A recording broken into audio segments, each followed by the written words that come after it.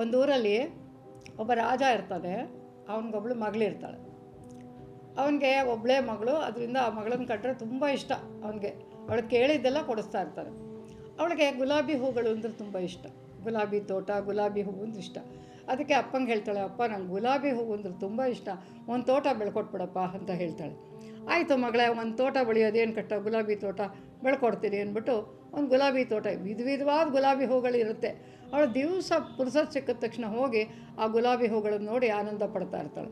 ಹೀಗೆ ಒಂದು ದಿವಸ ಅವಳು ಆ ಗುಲಾಬಿ ಹೂಗಳನ್ನು ನೋಡಿ ಅದನ್ನು ಹಿಡ್ಕೊಳಕ್ಕೆ ಹೋಗ್ತಾಳೆ. ಒಂದು ಜೇನು ಹುಳ ಬಂದು ಅದರೊಳಗಡೆ ಕೂತ್ಕೊಂಡು ಮಕರಂದ ಹೀರ್ತಾ ಇರೋದನ್ನು ನೋಡ್ತಾಳೆ. ಅವಳು ಅದುವರೆಗೂ ನೋಡಿರಲ್ಲ ಜೇನು ಹುಳ ಏನು, ಯಾತಕ್ಕೆ ಬರುತ್ತೆ, ಜೇನು ಹುಳ ಬೇಕು ಅನ್ನೋದು ಅವಳಿಗೆ ಒಂದು ಗೊತ್ತಿಲ್ಲ ಪಾಪ. ಅವಳೇನು ಮಾಡ್ತಾಳೆ, ನೀನು ಹೋಗಿ ನನ್ನ ಹೂವನ್ನು ಕಚ್ಚುತ್ತಾ ಇದೆಯಾ, ನೀನು ಕುಟುಕ್ಬಿಡ್ತೀಯ, ನೀನು ಕೆಟ್ಟವನು ನೀನು ಅಂದ್ಬಿಟ್ಟು ಹೊಡೆಯೋಕ್ಕೆ ಹೋಗ್ತಾಳೆ. ಯಾವಾಗಲೂ ಪ್ರಾಣಿಗಳು ನಾವು ಅದರ ತಂಟೆಗೆ ಹೋಗದೆ ಇದ್ರೆ ನಮ್ಮ ತಂಟೆಗೆ ಹೋಗಿ ಬರೋಲ್ಲ. ಯಾವಾಗ ಇವಳು ಹೊಡೆಯೋಕ್ಕೆ ಹೋಗ್ತಾಳೋ ಅದೇನು ಮಾಡುತ್ತೆ, ಬಂದು ಇವಳು ಮೂಗು ಮೇಲೆ ನಿಂತ್ಕೊಂಡು ಕಚ್ಚಿಬಿಡುತ್ತೆ, ಕುಟುಕ್ಬಿಡುತ್ತೆ ಜೇನು ಹುಳ. ಇವಳಿಗೆ ಉರಿ ಬಂದುಬಿಡುತ್ತೆ.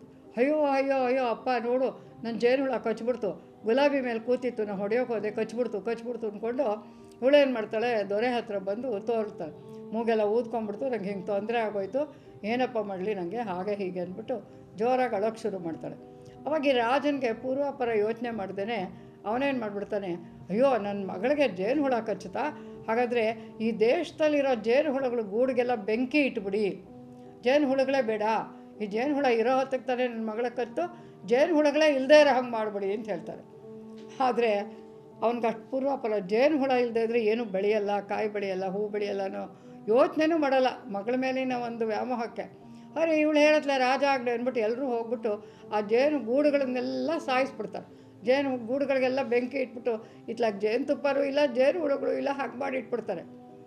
ಅವಾಗೇನಾಗುತ್ತೆ, ಅವನ ರಾಜ್ಯದಲ್ಲಿ ಆ ವರ್ಷದಿಂದನೇ ಬೆಳೆ ನಿಂತು ಹೋಗುತ್ತೆ. ಯಾಕೆ ಅಂದರೆ ಮಕ್ಕಳೇ ತಿಳ್ಕೊಳ್ಳಿ, ದುಂಬಿ ಜೇನು ಇದೆಲ್ಲ ಬಂದು ಹೂ ಮೇಲೆ ಕೂತ್ಕೊಂಡ್ರೇ ಅದಕ್ಕೆ ಪರಾಗಸ್ಪರ್ಶ ಆಗಿ ಹೂವು ಹಣ್ಣು ಕಾಯಿ ಬೆಳೆಯೋದು.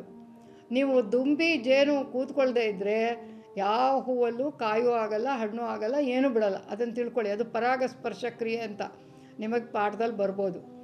ಜೇನು ಹುಳುಗಳು, ದುಂಬಿಗಳು, ನೊಣಗಳು ಇದೆಲ್ಲ ಕೂಡ ಬಂದು ಕೂತ್ಕೊಳ್ದೇ ಇದ್ದರೆ ಯಾವ ಹಣ್ಣು ಕಾಯಿ ಬೆಳೆಯಲ್ಲ, ನೀವು ಓಡಿಸ್ಬಿಟ್ರೆ. ಹಾಗಾಗಿ ಏನಾಗುತ್ತೆ, ಆ ವರ್ಷದಿಂದ ಆ ಊರಲ್ಲಿ, ರಾಜನೂರಲ್ಲಿ ಏನೂ ಬೆಳೆಯಲ್ಲ, ಎಲ್ಲ ಬರಗಾಲ ಬಂದುಬಿಡುತ್ತೆ.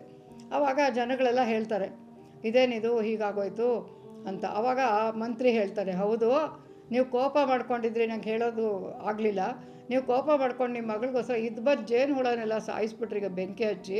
ಈಗ ಜೇನುಗಳು ಕೂತ್ಕೊಳ್ದೇ ಇದ್ದರೆ ನಮ್ಮ ಯಾವ ಬೆಳೆನೂ ಬೆಳೆಯಲ್ಲ, ಅದರಿಂದ ನಮ್ಮ ದೇಶದಲ್ಲಿ ಬರಗಾಲ ಬಂದುಬಿಟ್ಟಿದೆ ಅಂತ ಹೇಳ್ತಾರೆ. ಅಯ್ಯೋ ಹೌದಾ, ನಾನು ಎಂಥ ತಪ್ಪು ಮಾಡಿಬಿಟ್ಟೆ, ನನಗೆ ಗೊತ್ತಾಗಲಿಲ್ಲ, ಆವಾಗ ಮಗಳ ಮೇಲಿನ ವ್ಯಾಮೋಹಕ್ಕೆ ಹಿಂಗೆ ಮಾಡಿಬಿಟ್ಟೆ, ನೀವೇನಾರು ಮಾಡಿ ಬೇರೆ ಕಡೆಯಿಂದ ಜೇನುಗಳನ್ನು ತಂದು ನಮ್ಮ ದೇಶಕ್ಕೆ ಬಿಡಿ ಅಂತ ಹೇಳ್ತಾರೆ. ಆವಾಗ ಅವರೆಲ್ಲ ಹೋಗಿ ಪಕ್ಕದೂರಲ್ಲಿ ಜೇನುಗೂಡು ಹುಡುಕೊಂಡು ಕಾಡಲ್ಲಿ ತೊಗೊಂಬಂದು ಆ ರಾಜನೂರಲ್ಲಿ ಒಂದಷ್ಟು ಜೇನು ಗೂಡನ್ನು ಬಿಡ್ತಾರೆ. ಅವಾಗ ಜೇನು ಹುಳುಗಳು ತಿರ್ಗಾ ಶುರು ಆಗುತ್ತೆ.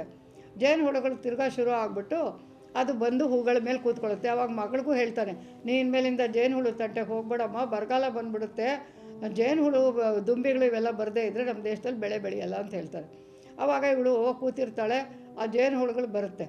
ಜೇನು ಹುಳುಗಳು ಬಂದಾಗ ಅವಳು ಹೇಳ್ತಾಳೆ, ಇದು ನೀವು ಕಚ್ಚಬೇಡಿ, ಮಾಡಬೇಡಿ, ನೀವು ಜೋಪಾನವಾಗಿರಿ, ಹಾಗೆ ಹೀಗೆ ಅಂತ ಹೇಳ್ತಾಳೆ.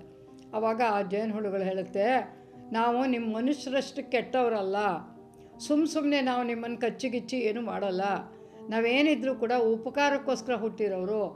ನಾವು ನಿನಗೆ ಸುಮ್ಮನೆ ಬಂದು ಜೇನು ಹುಳನೆಲ್ಲ ನಿಮ್ಮಪ್ಪ ಎಲ್ಲ ಜೇನುಗೂಡನ್ನು ಕತ್ತರಿಸ್ಬಿಟ್ಟ ಅಂದ್ಬಿಟ್ಟು ನಾವು ಬಂದು ನಿಂಗೆ ಕಚ್ಚೋದಾಗಲಿ, ನಿಮ್ಮ ಊರಿನ ಜನಗಳಿಗೆ ಕಚ್ಚೋದಾಗಲಿ ಮಾಡಲ್ಲ.